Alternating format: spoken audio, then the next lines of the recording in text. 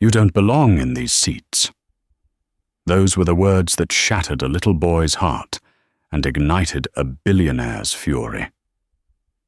Captain Richard Sterling looked at the black father and son sitting in first class and saw only one thing: targets. He thought he had the power. He thought he could humiliate them, degrade them, and cast them to the back of the plane without consequence. But the captain made a fatal calculation. He didn't know that the man he was ordering around wasn't just a passenger. He was Daniel Thorne, the man who had secretly signed the deed to the entire airline exactly 1 hour ago. What happens when a prejudiced pilot tries to bully the new owner of the company at 30,000 feet? You're about to find out.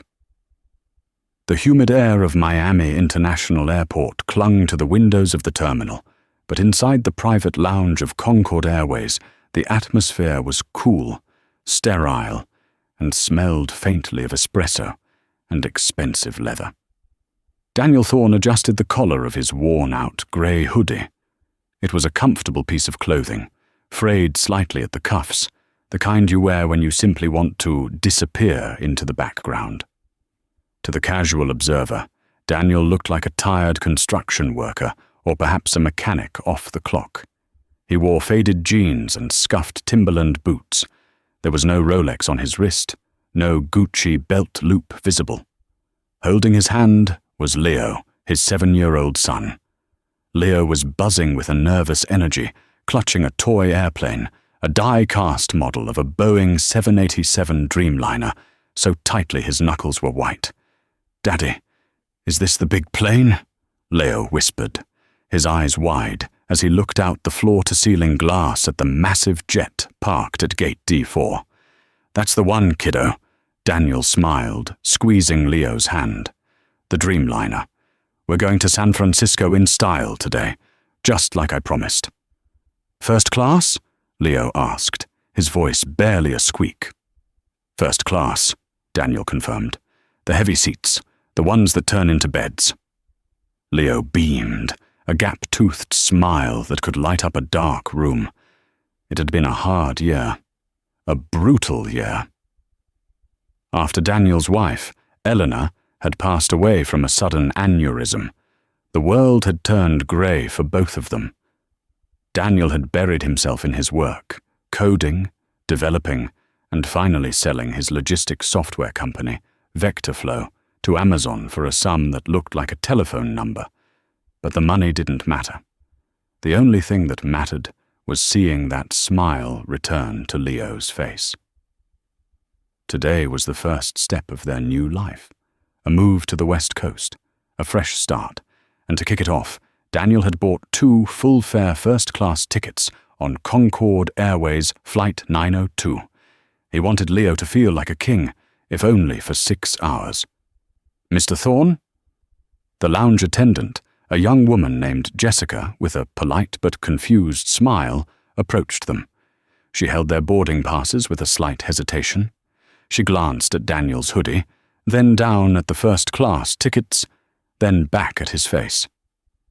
"Is there a problem?" Daniel asked, his voice low and calm. He was used to this look. "Are you sure you're in the right place?" "Look." "No, sir. Not at all." Jessica recovered quickly, her training kicking in. "We are ready for pre-boarding, for first-class passengers. You may proceed to the gate."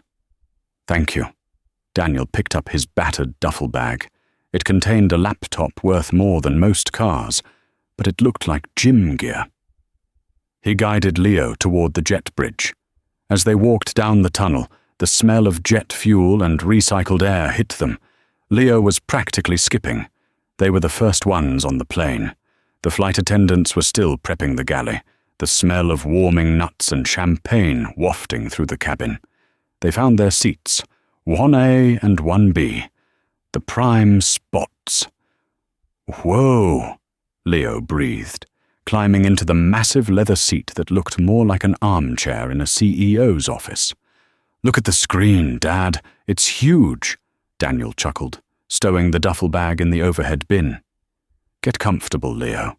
You want some orange juice? Yes, please. Daniel sat down in 1A, buckling his belt. He felt a rare moment of peace. They were doing it. They were actually doing it. Then the cockpit door opened.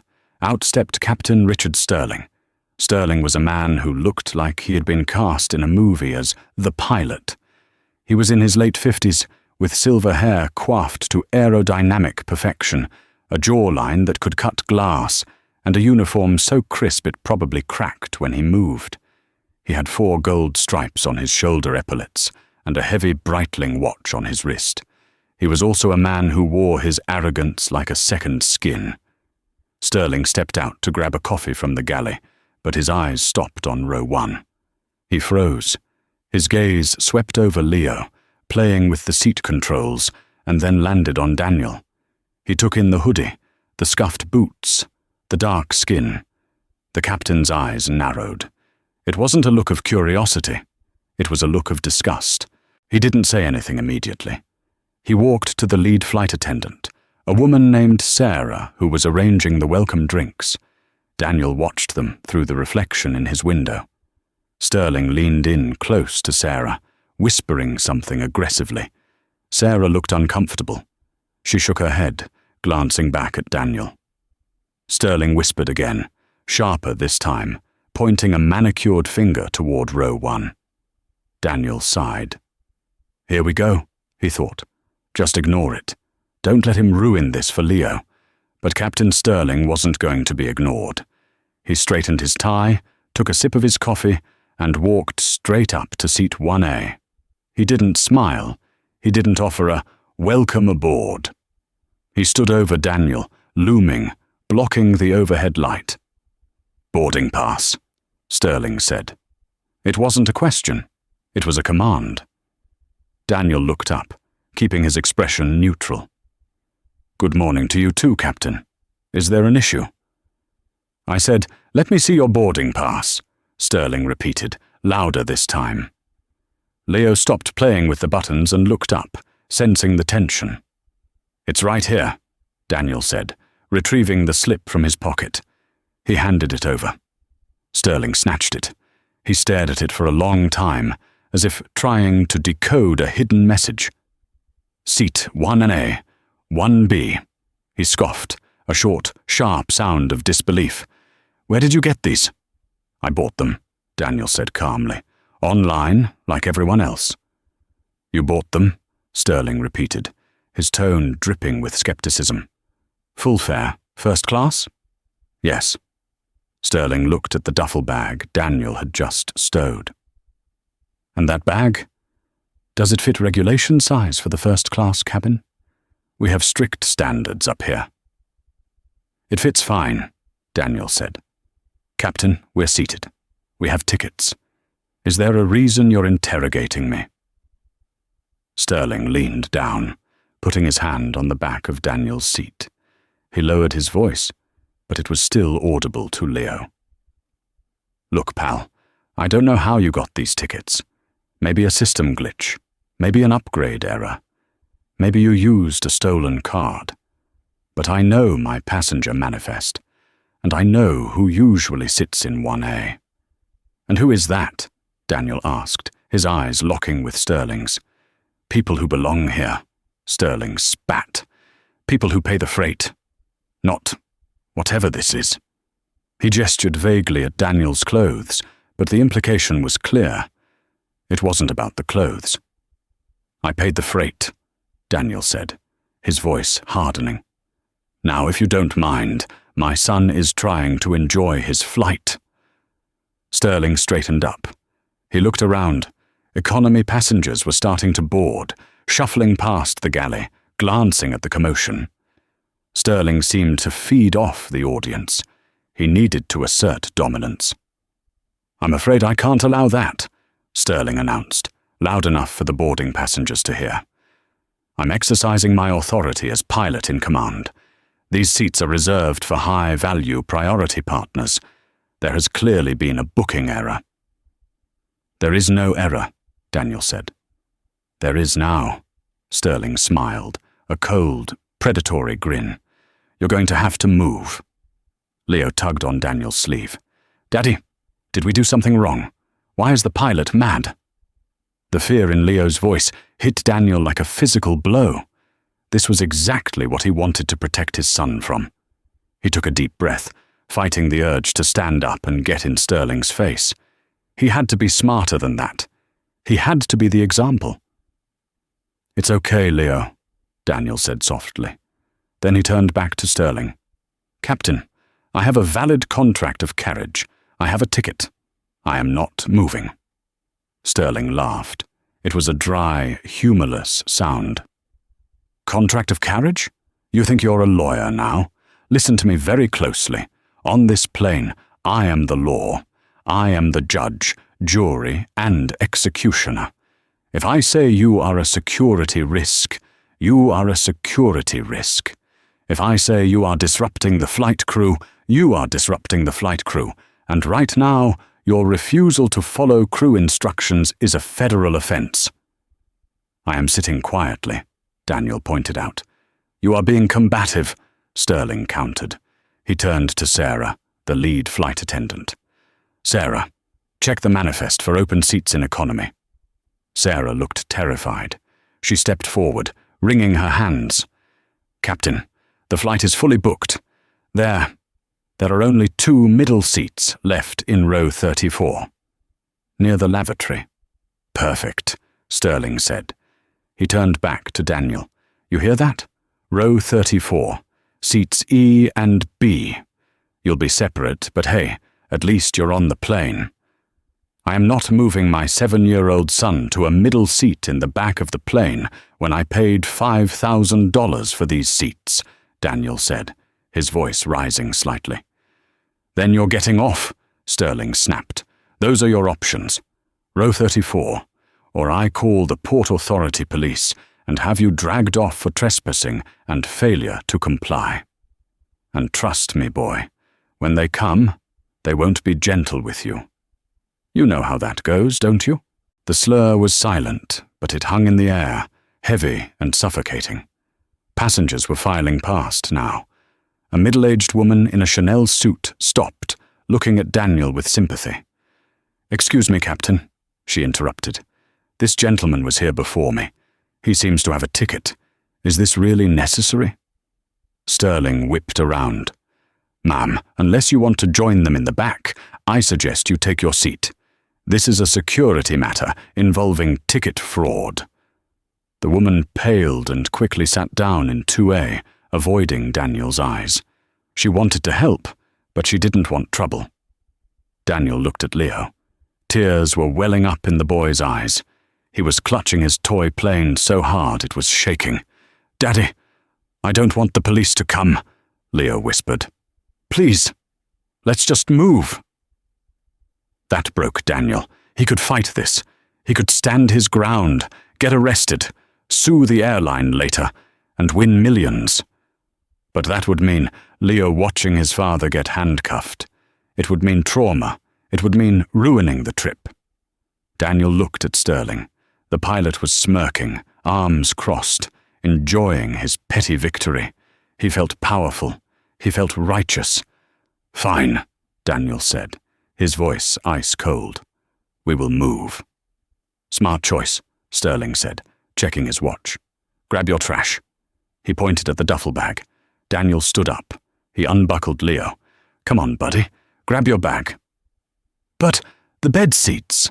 Leo asked, a tear rolling down his cheek. "Not this time, Leo. But don't worry. We're still going to San Francisco." Daniel grabbed his duffel. As he stepped out of the pod, he stopped inches from Sterling's face. Daniel was taller than the pilot, broader.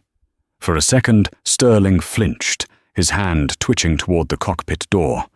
"You're making a mistake, Captain," Daniel said. "A very big, very expensive mistake." "Threatening a flight officer?" Sterling raised an eyebrow. "I could have you banned for life for that."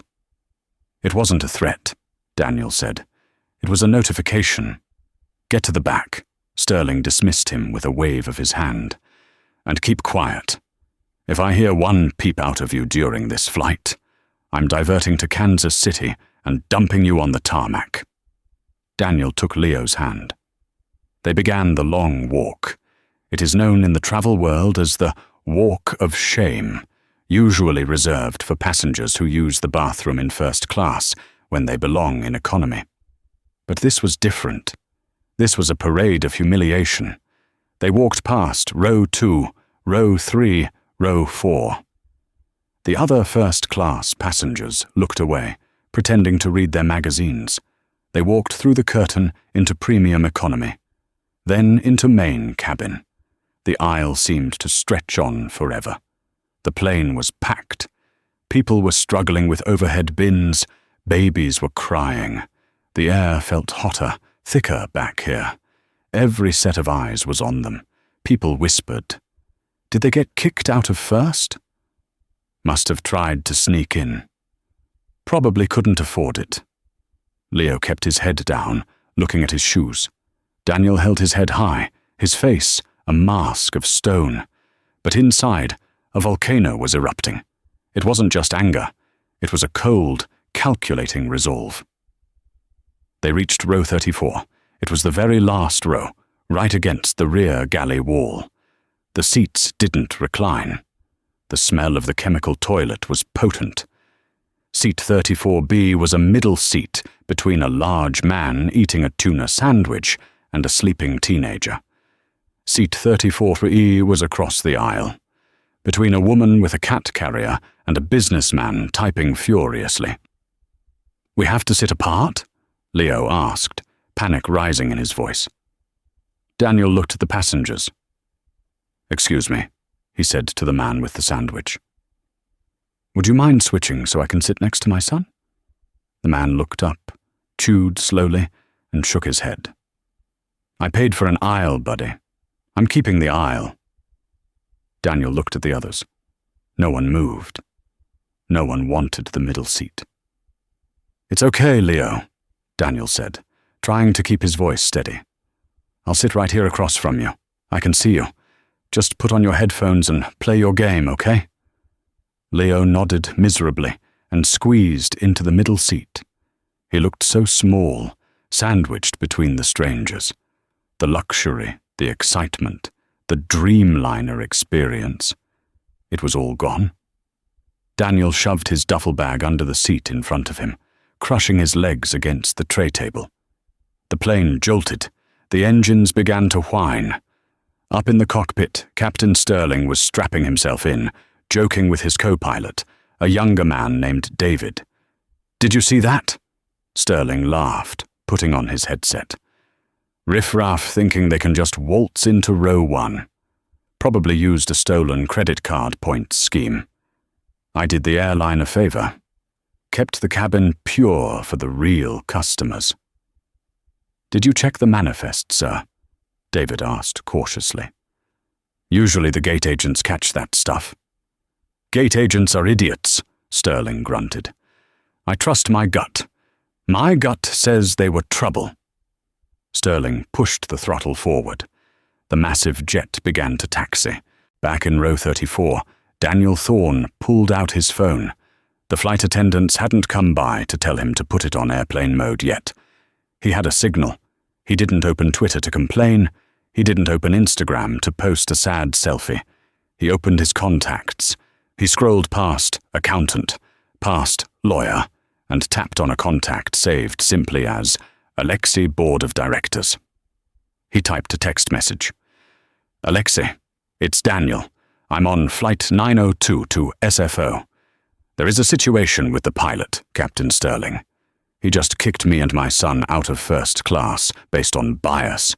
He humiliated us. I want you to pull the ownership transfer file. Did the wire hit?" 3 dots appeared instantly. "Daniel?" "Yes. The wire hit at 8:10 a.m. this morning. The acquisition is closed. You officially own 51% of Concord Holdings as of an hour ago. Why? What do you want to do?" Daniel looked at Leo, who was staring out the tiny window at the grey runway. He looked at the cramped seat. He smelled the toilet disinfectant. He typed back. "I want to have a board meeting. Now." In the air. The seatbelt sign pinged off. The cabin erupted in the usual cacophony of tray tables, latching and laptops opening. In row 34, the noise was louder. The roar of the jet engines was deafening back here, vibrating through the floor and into the thin soles of Daniel's boots. Leo had pulled his knees to his chest, his headphones on, staring blankly at the seat back in front of him. He wasn't playing his game. He was just trying to disappear. Every time a flight attendant walked by with a cart, Leo flinched, afraid they were coming to yell at them again. Daniel watched his son, and a cold, hard knot tightened in his stomach. He reached into his pocket and pulled out his phone. He connected to the onboard Wi-Fi, paying the $49.99 fee with a credit card that had a limit higher than the value of the aircraft they were flying on. The internet connected. Signal strong. Daniel opened his secure email app. He didn't just have a contact for Alexei. He had the direct line to the entire C-suite of Concord Holdings. The acquisition of the airline had been a hostile takeover, a secret maneuver Daniel had been orchestrating for 6 months through a shell company, Nebula Ventures. He had bought the airline because he loved aviation, because he saw potential in its roots, and because he wanted to create a legacy for Leo. He had planned to announce his ownership next week at a press conference in Seattle. He was going to walk in, shake hands with the pilots, and promise a new era of employee profit sharing. But Captain Sterling had just rewritten the agenda. Daniel composed a new email. To Board of Directors, CEO, Jameson Ford, VP of Flight Operations, Captain Miller. Subject, urgent, incident on Flight 902, immediate personnel review. Priority, critical, read immediately. He began typing, his thumbs moving in a blur. Gentlemen, as of 8:00 EST today, the acquisition is complete. I am currently a passenger on Concorde, Flight 902, from MIA to SFO. I am sitting in seat 34B. I should be in 1A. I purchased a full fare ticket. However, the pilot in command, Captain Richard Sterling, forcibly removed me and my 7-year-old son from the first-class cabin prior to takeoff. He cited no security threat, no behavioral issue. He removed me based on his personal assessment that I didn't belong in the premium cabin. He publicly humiliated us and threatened arrest. I am currently observing the service standards in the rear of the aircraft. They are adequate. The leadership in the cockpit, however, is a liability. I do not want Captain Sterling removed from the flight. That would cause a diversion and inconvenience the other passengers. I want him to finish this flight, but I want him to know who is sitting in 34B. I want him to understand exactly whose seat he stole. Jameson, I want you to patch through to the cockpit via SATCOM immediately, verify my identity to the crew, and then I want you to read Captain Sterling the new ownership clause regarding discrimination. I am waiting. Daniel Thorne, Chairman. Daniel hit send. He locked his phone and looked at the man eating the tuna sandwich next to him. The man licked mayonnaise off his thumb. Tight squeeze, huh? The man grunted. It is, Daniel said, a small, dangerous smile playing on his lips. But things are about to open up. 3,000 miles away, in the glass-walled headquarters of Concord Holdings in Chicago, a notification pinged on the phone of Jameson Ford, the CEO. He was in the middle of a lunch meeting. He glanced at his phone, frowned, and then his eyes widened. He dropped his fork. My God, Jameson whispered. What is it? His VP asked. Thorne, the new owner. He's on the 902. That's good, isn't it? He's checking the product. No. Jameson stood up, his face pale.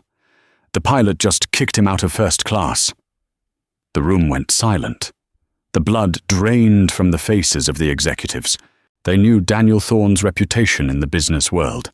He was fair, but he was ruthless with incompetence, and he obliterated intolerance. "Get me flight ops," Jameson barked, running toward his office. "Get me the SATCOM link to Flight 902, now!" At 38,000 feet, the cockpit of the Boeing 787 was a sanctuary of calm. Sunlight flooded the flight deck. The autopilot was engaged, handling the cruise with mathematical precision. Captain Richard Sterling was feeling good. He had finished his coffee and was currently recounting a story to his first officer, David. "So I told the gate agent, if you let them on looking like that, you're devaluing the brand." Sterling chuckled, adjusting his headset. "You got to hold the line, David. We're the last line of defense. You let one guy in a hoodie sit up front. Next thing you know, it's a zoo." David, a younger pilot in his early 30s, nodded hesitantly. He respected Sterling's experience. The man had 30 years of flying, but the scene at the gate had unsettled him. The father had been so calm. The kid looked so scared. "I don't know, Cap," David said. "They had tickets. The system showed they were full fare. That's $5,000 a pop." "Stolen," Sterling insisted. "Or drug money. Doesn't matter. They're in the back now. Out of sight, out of mind." Suddenly, a chime rang out in the cockpit. It was the ACARS, Aircraft Communications Addressing and Reporting System. The small thermal printer in the center pedestal whirred to life, spitting out a slip of paper. "Probably dispatch giving us a weather update for Kansas," Sterling said lazily. He reached out and tore off the slip. He read it. He frowned. He read it again. "What is this?" Sterling muttered. "From System OPS Control, SOC, Chicago HQ, to FLT 902, Cap to Sterling priority, urgent security. Message, stand by for SATCOM.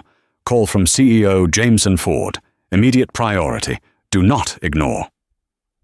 "The CEO?" David asked, leaning over. "Jameson Ford is calling us? Directly?" "Must be a system error," Sterling said, though a flicker of unease pricked at his neck. Why would Ford be calling a routine flight? Before he could theorize, the SATCOM phone on the panel buzzed. The light flashed blue. Sterling stared at it. Calls from the CEO didn't happen. Calls from dispatch happened. Calls from maintenance happened. Calls from the CEO meant the plane was being hijacked, or the company had just gone bankrupt. He picked up the handset. "Flight 902, Captain Sterling speaking." The voice on the other end was crystal clear, and it was icy. "Captain Sterling, this is Jameson Ford." "Mr. Ford?" Sterling sat up straighter, instinctively fixing his tie, even though no one could see him. "To what do I owe the pleasure? We have a smooth ride today. Slight chop over—" "Shut up, Richard," Ford cut him off. Sterling froze. The silence in the cockpit was heavy. David stopped breathing. "Excuse me," Sterling stammered. "I don't have time for the weather report." Ford's voice crackled with suppressed rage.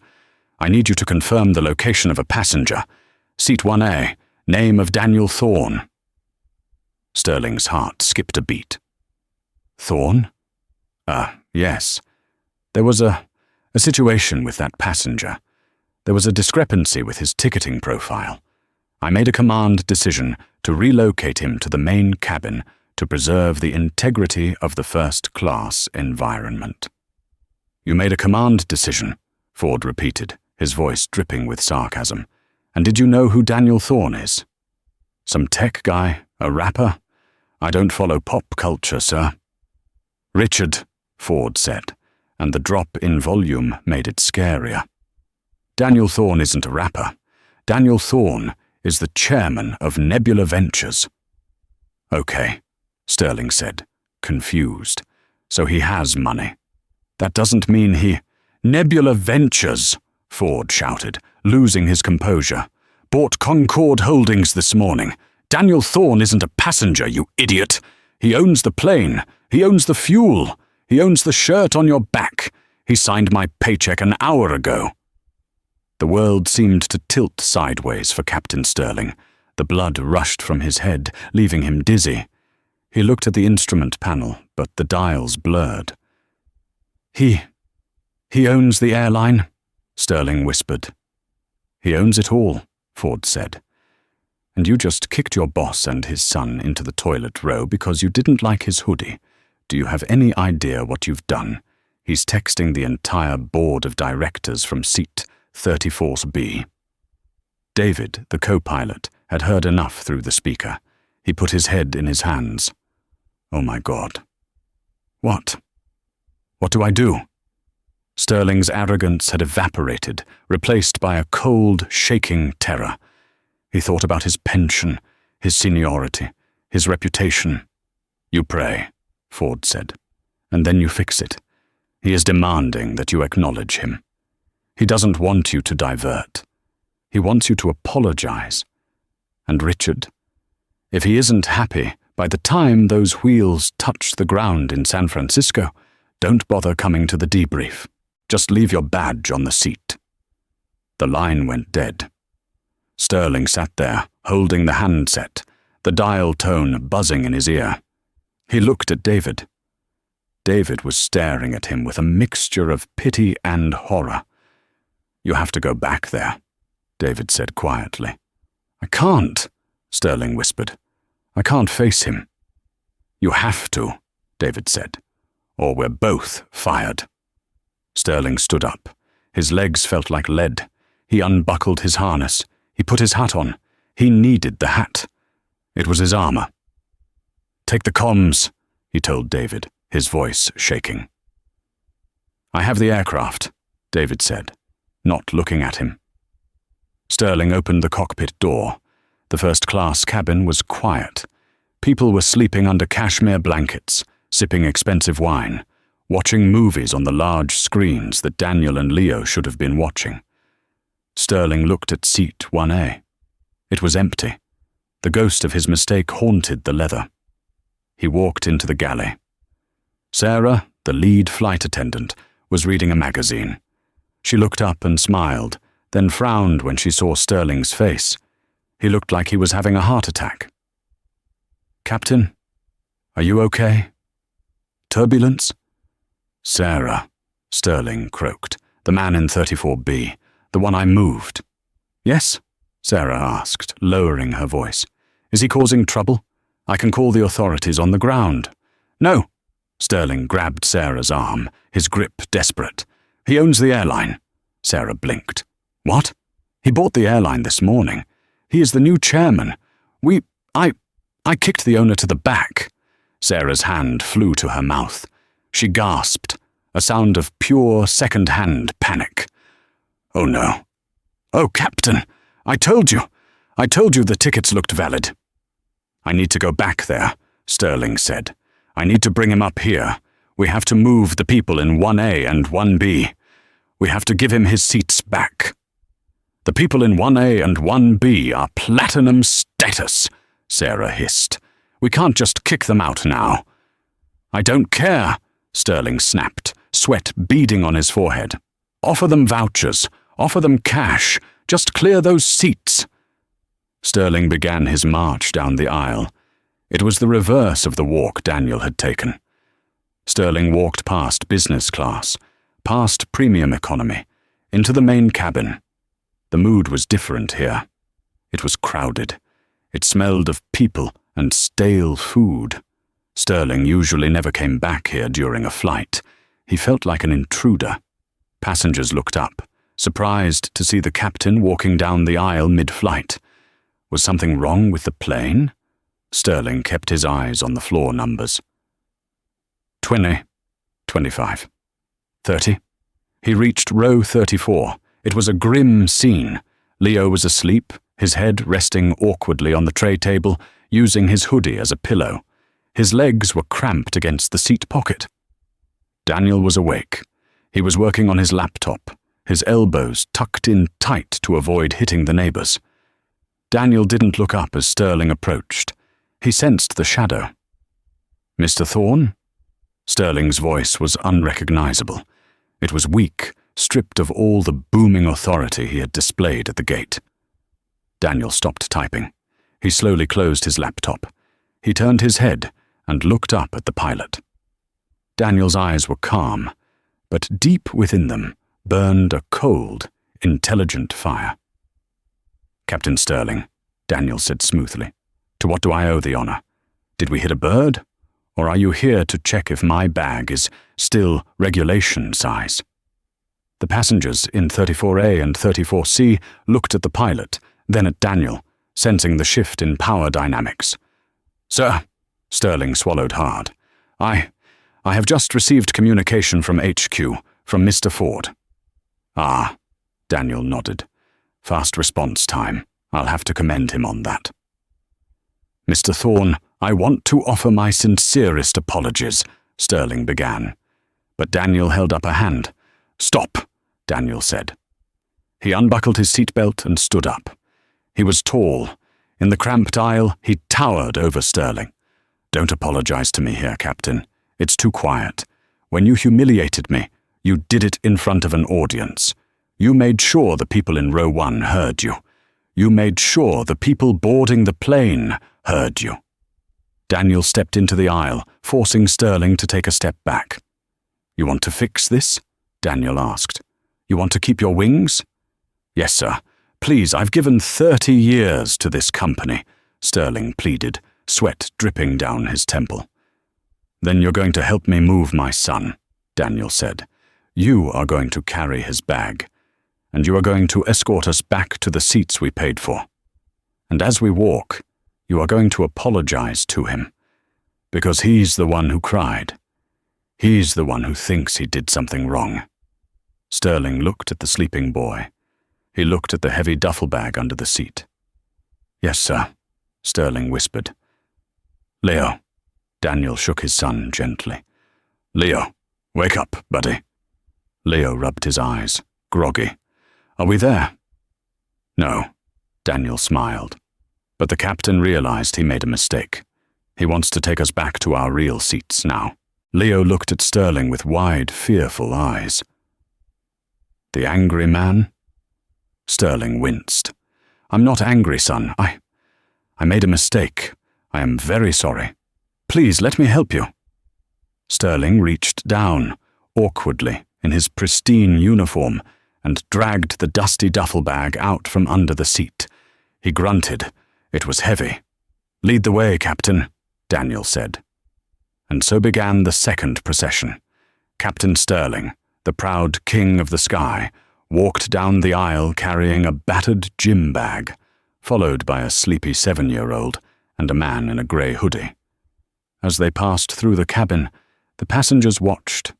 They didn't know the full story, but they knew what a walk of surrender looked like. When they reached first class, the flight attendants had already worked a miracle.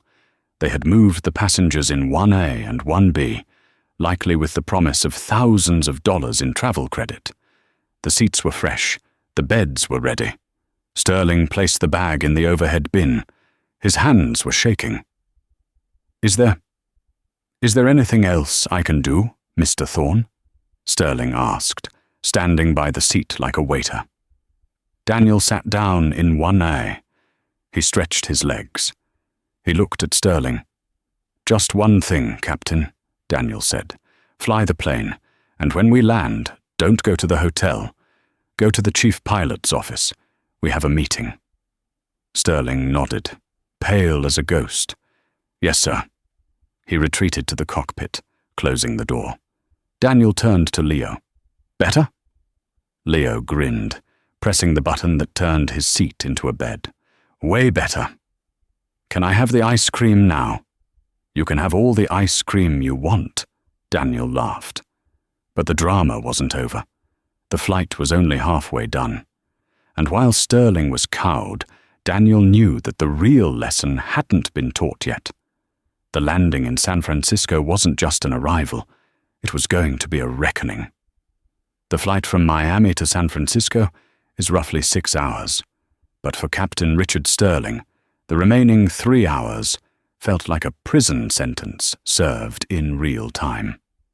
The cockpit, usually his kingdom, had become a suffocating box, the panoramic view of the Rocky Mountains passing beneath them, a sight that usually filled him with awe, now looked like jagged teeth waiting to chew him up.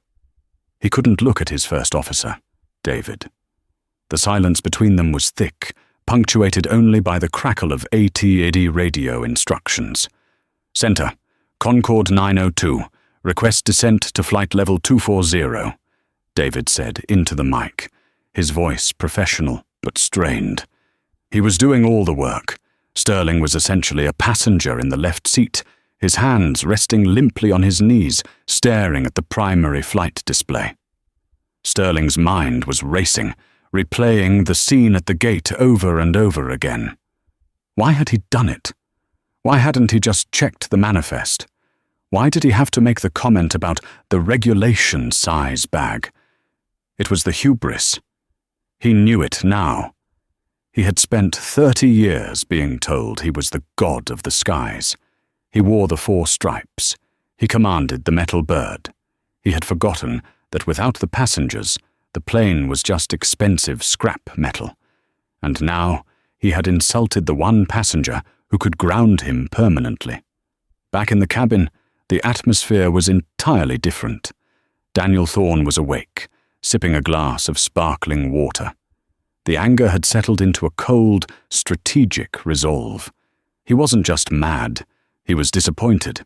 He had bought Concorde Holdings because it was a distressed asset with good roots. But he realized now that the distress wasn't just financial, it was cultural. If a captain felt comfortable treating a paying customer like a criminal based on appearance, that rot went deep. It meant the HR department was failing. It meant the training was failing. Daniel looked at Leo. The boy was awake now, watching a cartoon, eating a warm chocolate chip cookie that Sarah, the flight attendant, had brought him with trembling hands. "Daddy, look, we're going down," Leo pointed out the window. The nose of the Dreamliner dipped slightly. The engines spooled back to a low hum. They were beginning the arrival into San Francisco. Concorde 902, contact NorCal approach on 135.1, the radio crackled. 135.1, Concorde 902, good day, David responded. Sterling cleared his throat. He had to make the announcement. It was protocol. The passengers needed to know the weather and the arrival time. He reached for the PA handset, his hand shaking so badly the cord rattled against the console. "Ladies and gentlemen," Sterling's voice boomed through the cabin, but it lacked its usual smooth baritone. It cracked. It sounded thin, reedy. This is the captain. We have begun our initial descent into the San Francisco Bay Area. The weather is clear.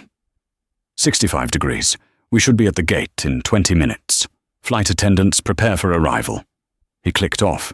He didn't say, "Thank you for flying with us." He couldn't bring himself to say the words. The plane banked left, sweeping over the golden hills of California. The bay came into view, the water glittering in the afternoon sun. The Golden Gate Bridge stood like a sentinel. Usually, Sterling greased the landings. He prided himself on it. But today, his nerves were shot. His depth perception felt off. As the runway threshold of SFO rushed up to meet them, he flared too early, floating the massive jet. He corrected, jerked the stick, and slammed the main gear onto the tarmac with a shuddering thud that rattled the overhead bins. "Sorry," Sterling muttered to David. "It's down," David said, his voice flat. "Reverse thrust." The plane slowed, turning off the active runway. As they taxied toward the international terminal, Sterling saw something that made his blood run cold. Usually, the tarmac is empty, save for the ground crew in neon vests waving wands. But at Gate A12, there was a reception committee. 2 black SUVs were parked right on the tarmac, next to the jet bridge stairs. A group of men in dark suits were standing there, waiting. "Is that security?" David asked, leaning forward. No, Sterling whispered, spotting the tall man in the center of the group. He recognized the face from the company newsletters he rarely read. That's Jonathan Miller, the chief pilot of the West Coast base, and the VP of HR. They weren't there to welcome a celebrity. They were there for an execution. Sterling set the parking brake. The engines whined down into silence. The fasten seatbelt sign dinged off. "Arm doors and cross-check," the purser announced. Sterling sat in his seat. He didn't want to open the door. He wanted to stay in this cockpit forever. "Captain," David said, unbuckling. "We have to get out." Sterling nodded slowly. He stood up, putting his hat back on. He adjusted his tie one last time. He opened the cockpit door. Daniel Thorne was already standing in the aisle of first class, holding Leo's hand. He hadn't deplaned yet. He was waiting. "After you, Captain," Daniel said, gesturing to the open aircraft door. "Mr. Thorne, after you," Daniel repeated. "The executives are waiting on the tarmac. I think they want to see the pilot in command first." Sterling walked out of the plane. The cool San Francisco breeze hit his face, but he was sweating profusely. He walked down the jet bridge stairs to the tarmac. Captain Miller, a man with a face like carved granite, stepped forward. He didn't extend his hand. "Captain Sterling," Miller said. His voice was quiet, deadly. "Hand me your badge." The noise of the airport, the whining APUs, the baggage carts, seemed to fade away, leaving only the sound of Sterling's heavy breathing. My badge?" Sterling stammered. "Captain Miller, I can explain. It was a misunderstanding. I was assessing a security risk.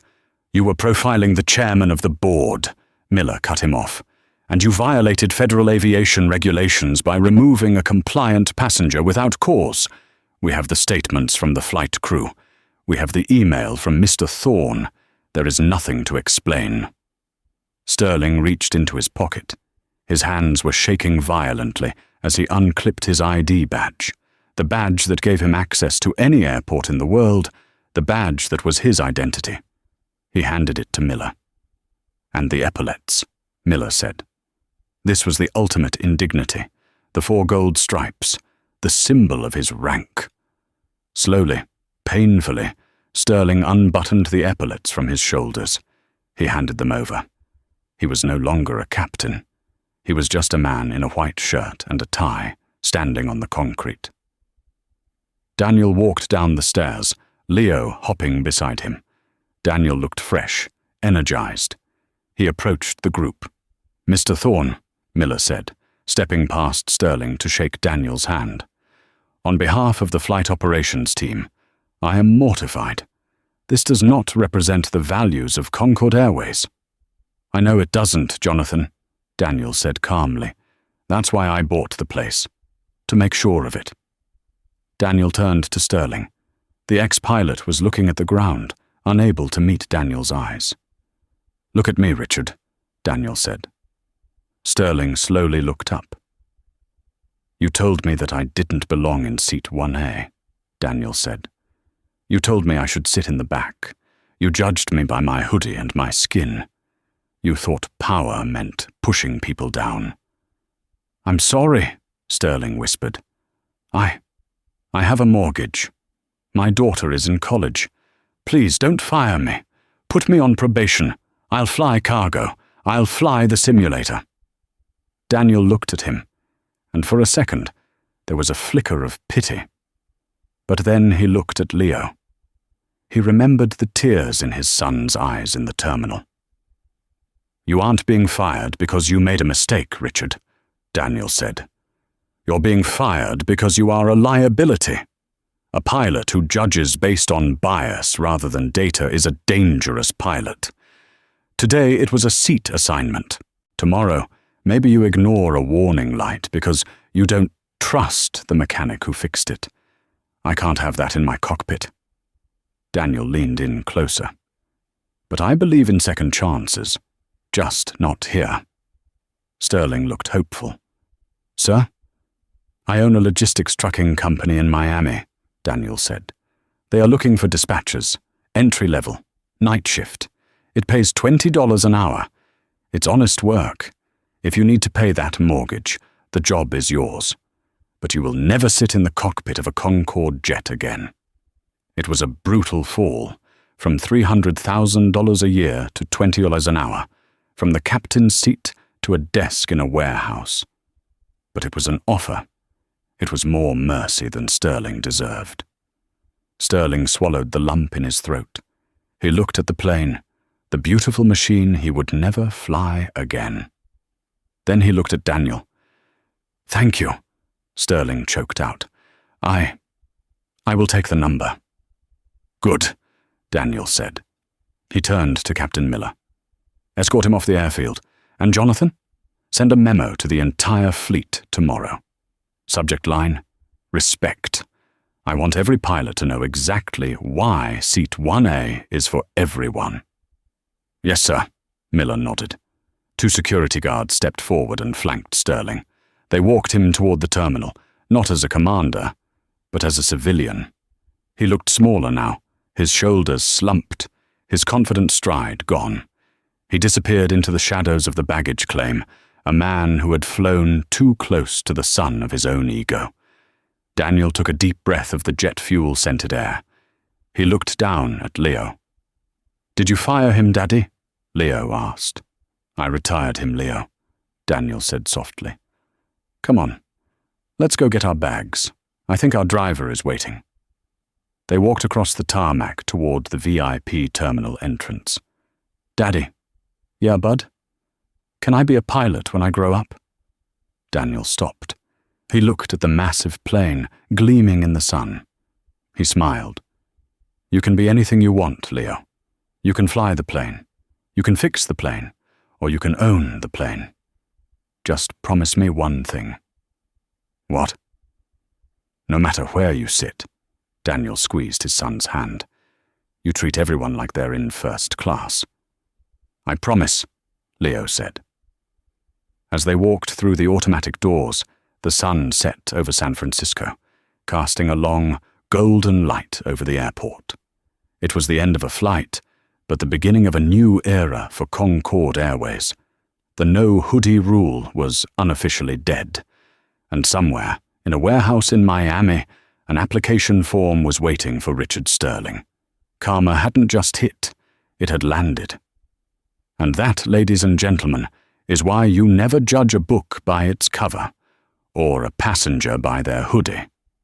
Captain Sterling learned the hard way that the riffraff he looked down on was actually the man signing his paychecks. It's a powerful reminder that true status isn't about what you wear or the watch on your wrist. It's about character and how you treat people when you think you have the power. Daniel Thorne showed us that grace and justice can go hand in hand, and sometimes the best revenge is simply living well and owning the airline. What do you think? Was the punishment too harsh, or did Captain Sterling get exactly what he deserved? Let me know in the comments below. I read every single one. If you enjoyed this story of high-flying justice, please smash that like button, subscribe to the channel, and hit the bell icon so you never miss a story. Thanks for watching, and remember, treat everyone like they're in first class. See you in the next video.